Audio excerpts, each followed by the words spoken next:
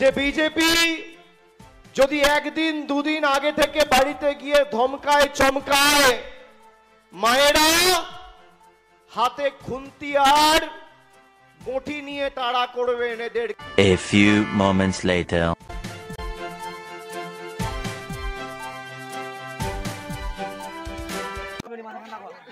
নন্দীগ্রাম, যেখানে একসময় সিপিএম এর সূর্যোদয় দেখেছিল মানুষ, এবং তারপরে 2011 ভোটে সেখানেই আবার সিপিএম এর সূর্যাস্তও দেখে নিয়েছে মানুষ।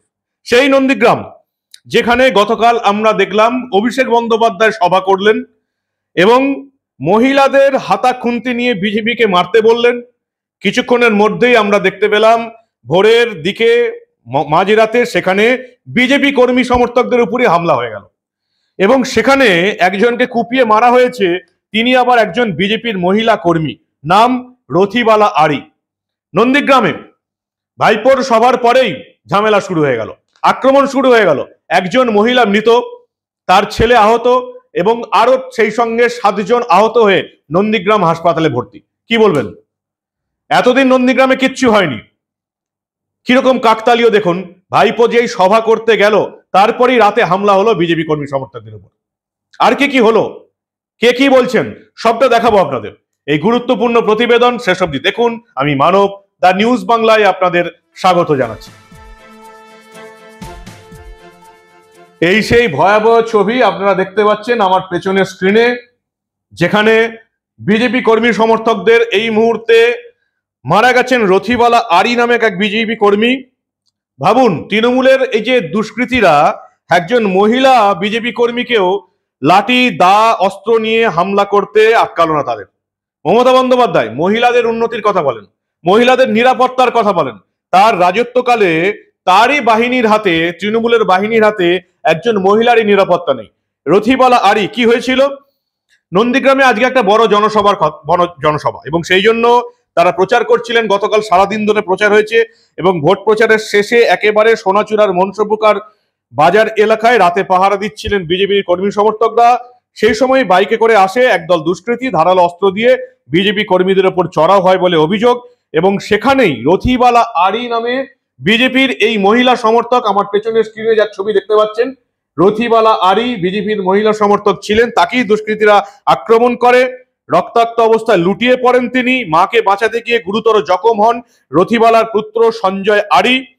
গ্রামবাসীরা ঘটনাস্থলে পৌঁছলে তখন দুষ্কৃতীরা এলাকা ছেড়ে পালিয়ে যায়। তৎক্ষণাৎ এই রথিবালা আরি, এই সঞ্জয় আরি সমেত বাকিদের যারা আহত হয়েছেন তাদেরকে নন্দীগ্রাম হাসপাতালে নিয়ে যাওয়া হয়।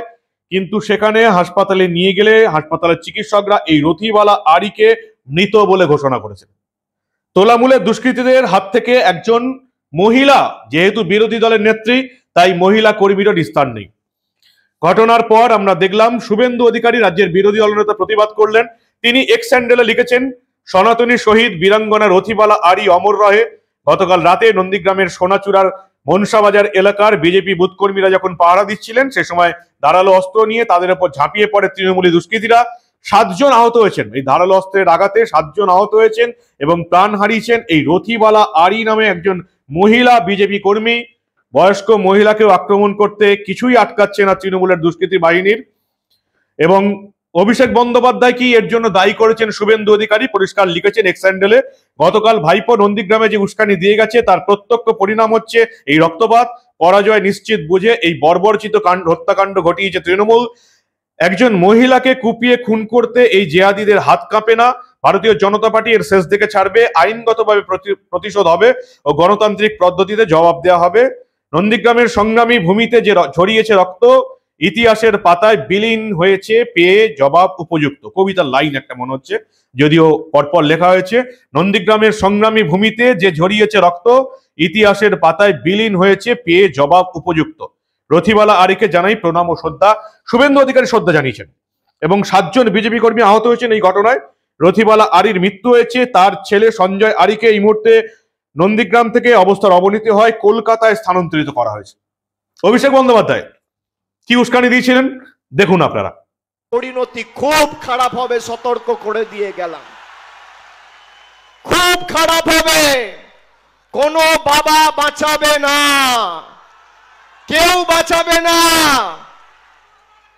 সতর্ক করে দিয়ে গেলাম, সারা বছর রাজনীতি করুন, মানুষের জন্য কাজ করুন, কিন্তু যদি মানুষকে ভোট দেওয়া থেকে আপনারা আটকান, আজকে মায়েরা হাত তুলে আমাকে কথা দিন যে ভালোবাসা, যে স্বতঃস্ফূর্ততা, যে উৎসাহ, যে উদ্দীপনার পরিচয় আজকে আপনারা এই নন্দীগ্রামের মাটিতে দিয়েছেন, আগামী 3 দিন পর সবাই নিজের ভোট, হাজার বাধা বিপত্তি প্রতিকূলতা চক্রান্ত হলেও নিজের প্রাণ বাজি রেখে গিয়ে মমতা বন্দ্যোপাধ্যায়ের প্রার্থীকে জিতিয়ে 19-এর বদলা নেব, 21-এর বদলা নেব।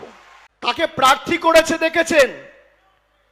সেই ভদ্রলোক কখনো বলছে মমতা বন্দ্যোপাধ্যায়ের মৃত্যু কামনা করছি, কখনো বলছে মমতা ব্যানার্জি কত টাকায় বিক্রি হয়। যারা ভাবছে যে বিজেপির হয়ে 24 তারিখ রাত থেকে মানুষকে ধমকানো চমকানো শুরু করব, তাদেরকে বলবো বাপ্পাদের সাথে সম্পর্কটা এখন থেকে ভালো করুন, নইলে পরিণতি খারাপ হবে, কেউ বাঁচাবে না।